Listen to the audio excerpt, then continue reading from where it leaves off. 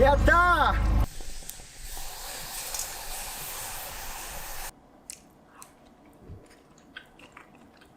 うわー。で、皆さん気になってるマナガツオ、あれいくらしたかというと、あれだけの数でなんとね、はい、こんにちは。小豆島漁師浜湯です。今日はですね、マナガツオ、瀬戸内海の超高級魚取り行きたいと思います。超高級魚って一体皆さんどれぐらいするんだと気になってる方多いと思うんで、取っていくらになるか発表していきたいと思います。それじゃあ行きましょう。レッツゴー。じゃあもう氷は積んでるんで、先にマダラエキス吸収して元気つけていきたいです。今日ちょっと熱っぽいんですよね。でも取れる時期今しかないから休めない。待て待て。腕まだら。かわいいね。はい、よしよし。エキスの吸収です。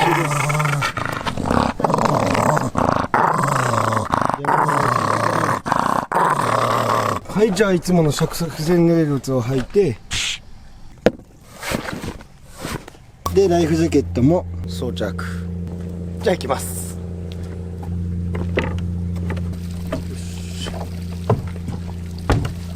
じゃあエンジンかけて、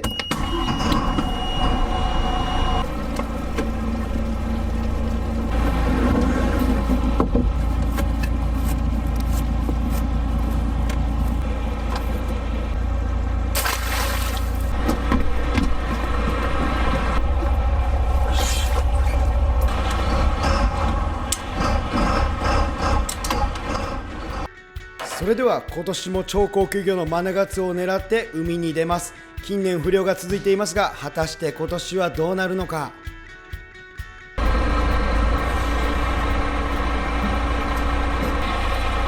さあ大漁を目指していきましょう。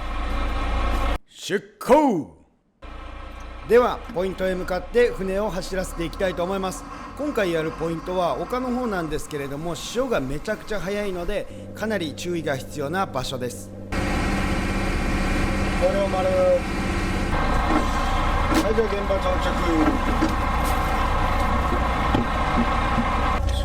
着。じゃあ網やる準備していきます。まず最初に勇敢から本線のロープをほどいて、こちらの勇敢を置いていきます。次にこのネットローラーのブレーキ周りをガチャガチャとして網を引っ張り出していきます。何回も言ってるんですけど、こちらのネットローラー550万という結構な値段です。そしたら赤灯台を用意していきます。北が赤で南が青で、丼もくくって、で移動して、そのやるとこのギリギリのなんかいいところを探って回転灯をつけて網を入れていきましょう。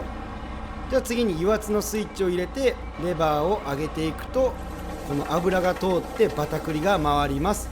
そしたら赤火を放り込んで、いよいよ網入れが開始です。すぐさま網を入れていきます。で網も引っ張り出して、で丼のロープの紐を取って、これを丼にくくっていって海の中に等間隔で入れていきます。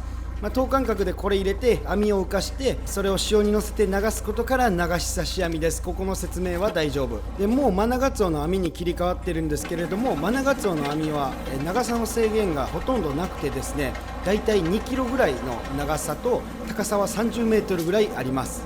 サワラの網に比べて目合いもすごい大きいのが特徴で、目合いが大きいからこそなんか丸っこいフォルムのマナガツオでもしっかりとかかります。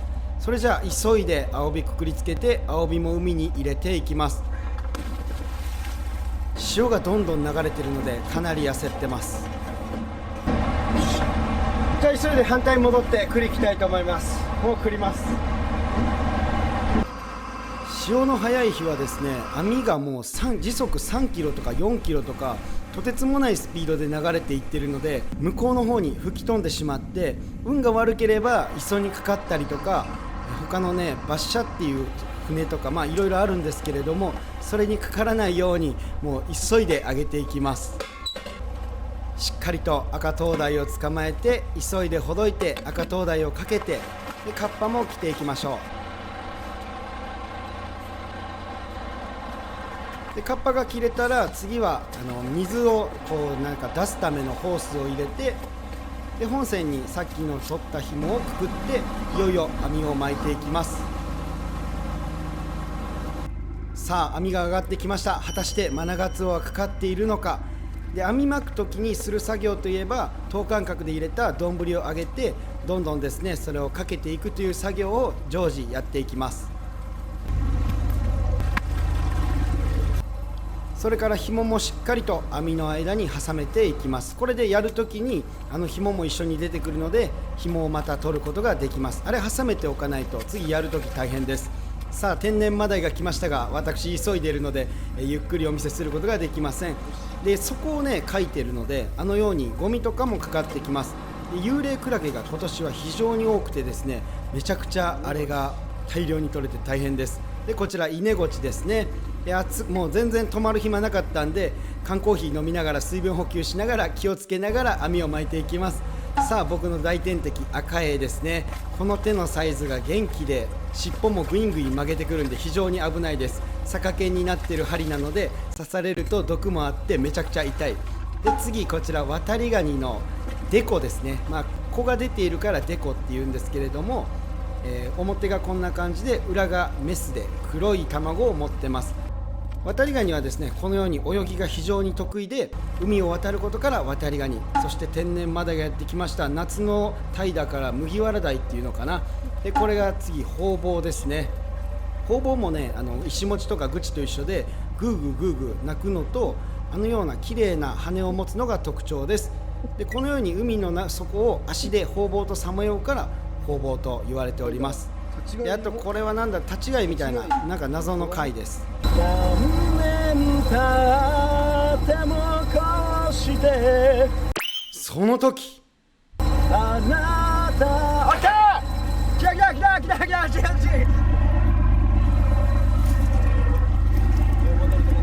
さあ最初の特大マナガツオがやってきました。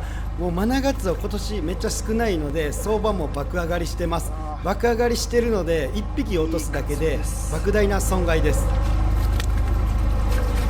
やったー。そしたらこの超高級マナガツオの背骨の部分を切って、尻尾の部分も切った後は流水の中でしっかりと血抜きをして固めないように血をしっかり抜いていきます。である程度鯛も溜まってきたんでカゴを持ってきて、それらの鯛をカゴに移したら次は船の表に移動します。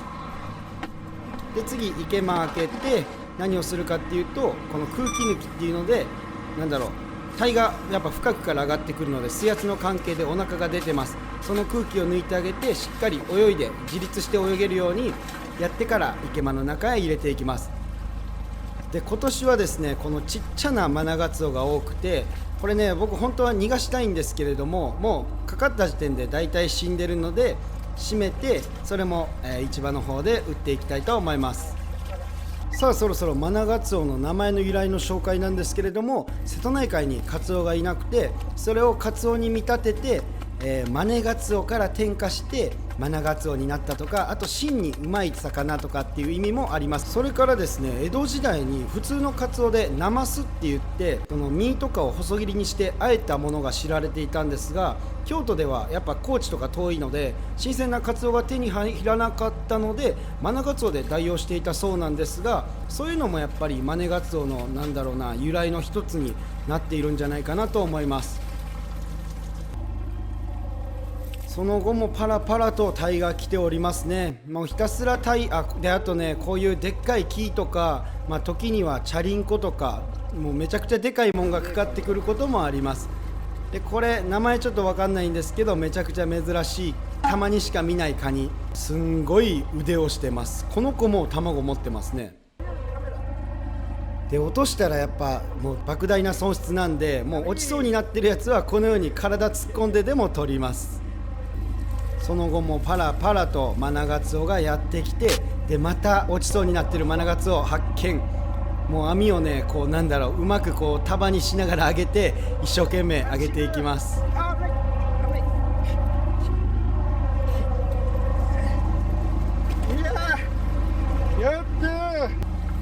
でマナガツオも溜まってきたら氷水の中でしっかりと冷やし込みをいたします。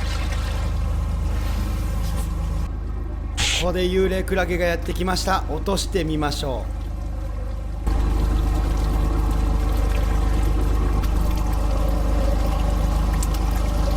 本体。成敗完了です。メガ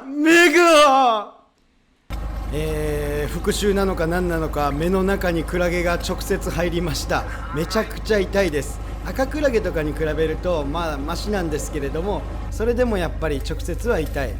ここで巨大なトビエがやってきました。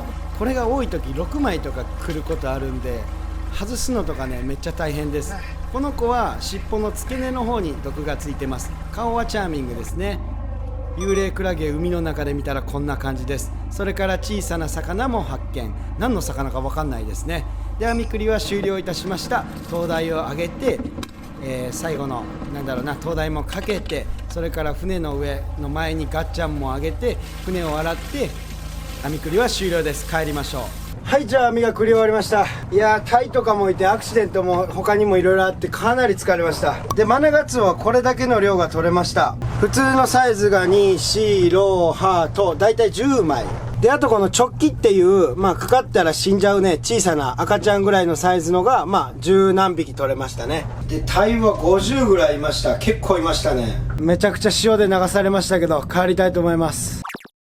はい、じゃあ帰ってきました。いやー疲れましたね。ただでさえ風でしんどいのに。じゃあタイ生かしていきます。よいしょ。うわー、結構沈んどるな。沈んどんは氷ですね。じゃあまずこの巨大な水を海にほいで、元気そうなやつをすくってで生かしていきます。はい、じゃあ全部生かせました。で、生かしたやつは明日島の市場で、締めたやつは松岡さんとこ持って行って、で、マナガツオは高松の市場持っていきます。果たしていくらになるのか楽しみです。結構頑張ったからね。はい、じゃあマナガツオも箱に立てていきます。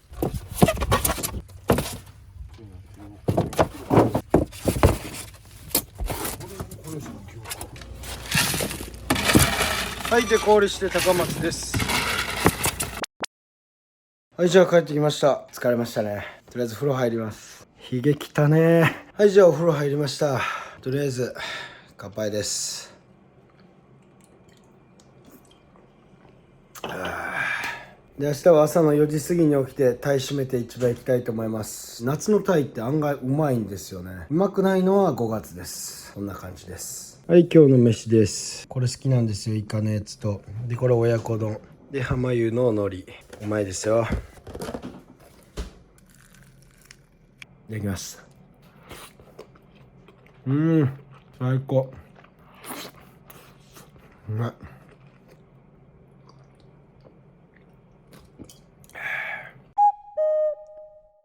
はい、ありがとうございます。それじゃあ市場の準備していきます。はい、じゃあタイを締めていきます。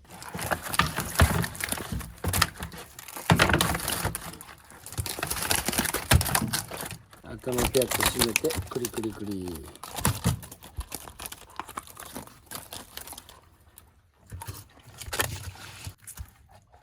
はい、じゃあ全てのタイが締まりました。じゃあ次血抜きしていきます。エラのとこ切って、尻尾のとこ切って、で水の中で血抜きしていきます。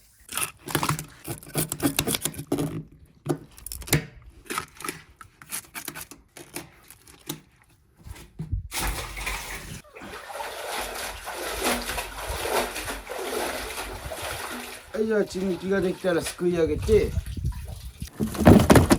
じゃあ腰が痛いんでちょっとずつ氷水の方に持っていきます。で、上がりの死んでしまったタイはきれいに箱に並べて松岡さんのところに持っていきます。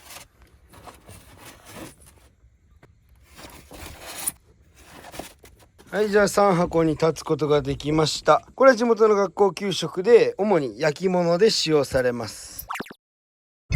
はい、じゃあ1ワット松岡さんのところ持っていきます。はい、じゃあ加工場到着しました。氷したんで4箱ですね。これ置いて市場行きます。綺麗なうまそうなタイですね。はい、じゃあ市場行って市場の帰りです。まあまあいい相場でした。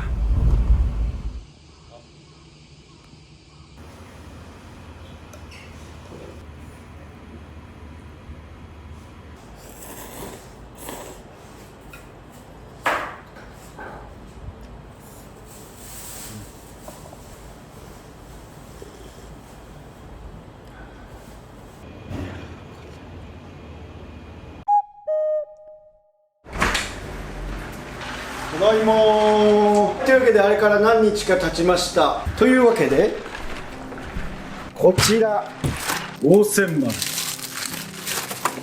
マナガツオ持ってきました。で、皆さん気になる売れた金額は動画の最後にお伝えしようと思います。とりあえず腹ごしらえで今日はこのマナガツオを使ってお昼定食を作っていきたいと思います。レッツゴー。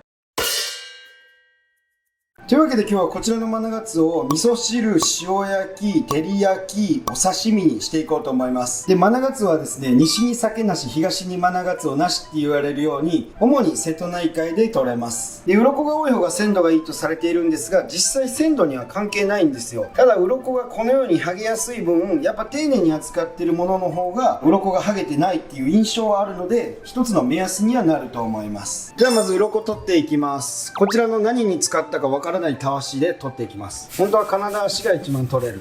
これはあんま取れないな。全然ダメだ。頑固たわしでいきます。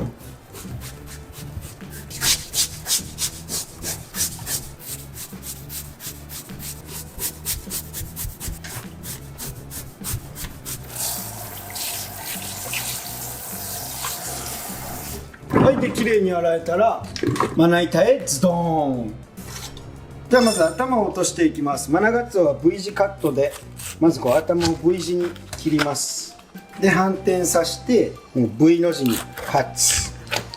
これで変な卵とかを傷つける心配もなく頭が取れます。で頭を割るの簡単なんで先にこのまま頭を割りましょう。でみんな大好き湧水門です。で V 字に切ったんですけど結局ここが硬いのでちょっとここを切ります。まだ卵は大丈夫。そしたらお腹割ってで内容物を取り出します。あ、これ卵じゃなかった。これ白子だ。珍しい。卵も焼こうと思ってたのに。でこれが腎臓ですね。マナガツオの腎臓はめっちゃ綺麗に取れます。普通に手で取って中はもう残ってない状態になります。じゃあこちらを綺麗に洗いました。じゃあ尻尾を落としてもう焼き物用に豪快にぶつ切りしていきます。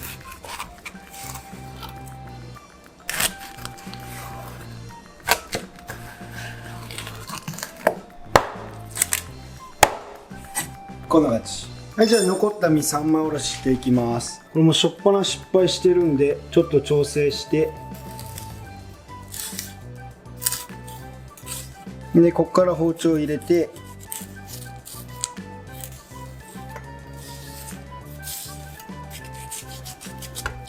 OK。でこれはおかずにします。はい、じゃあ次腹骨取っていきます。包丁を入れてちょっと形がいびつなんでそれに合わせてすいていく。OK。次ここの血合い骨を取っていきます。血合い骨もめっちゃやりこいんでこれ唐揚げにすると全部食えますね。そしたらピリピリピリピリ。じゃあ切れ込み入れた身に塩まぶしてでファイル。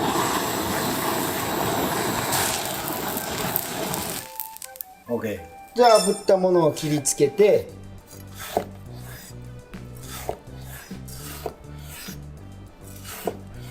でお皿に盛り付けてで夏といえばトウモロコシでわさびをのせればはい、こちらマナガツオの炙り刺し完成です。次に七輪用意して炭を並べてで火をつけます。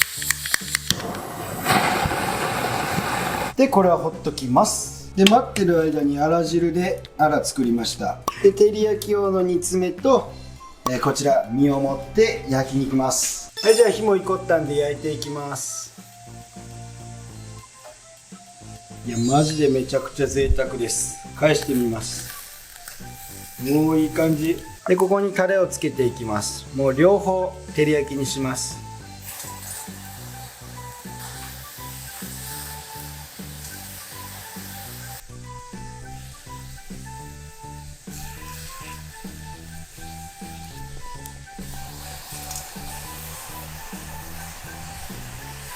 丁寧に器に盛ってはい、マナガツオの照り焼きも完成。はい、それじゃあご通り。はい、というわけで完成しました浜湯特製マナガツオのお昼定食。マナガツオの照り焼きにお刺身、あら汁、ポン酢などなど。それじゃあ宴を始めようか。いや、朝から何も食べてないんで腹ペコです。いただきます。それじゃあ今日はハイボールタイム。はい、それじゃあ皆様乾杯。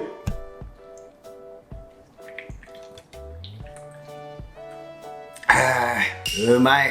昼から飲む酒は最高です。当然照り焼きからね、いただきます。いや、もう身これホロホロです。めちゃくちゃうまそうです。ふんわふわ。これご飯がめっちゃ進みます。うわ、めっちゃご飯が。本当にね、マナガツオの身の特徴としては、やっぱ火入れしてももう何回も言ってるんですけど、ふわふわしたね、繊維の食感が残ってるんですよ。それに甘辛いあのタレとね、炭火焼きして合わないはずがない。正解ですね。じゃあ次、マナガツオの炙り。醤油につけて、いただきます。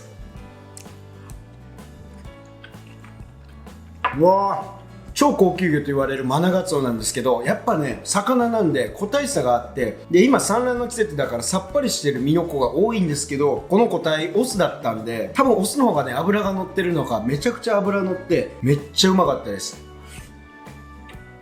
なぜか過去形。やっぱ炭火焼きのいい香りがして、ご飯にのせて食うとさぞかしうまいんでしょうね。うまっ。ほんとマナガツオの照り焼きうまいです。でも味噌漬けの方がうまいですね。正直に言うとですけど。で、刺身のせて浜湯焼き海苔で巻いていきます。ポン酢は出していたけど使わないからのけます。で、ご飯と巻いてかっくらうと。たまん。そこに味噌汁。うまい。マナガツオはでもあんまり出汁は出ないですね。元が繊細な分、タイとかの方が出汁は強いかな。スズキとか。味噌汁いって米いくのがめっちゃうまいですよね。米いって中味噌汁。最高だ。いやー、マジ毎日うまい魚食えて幸せです。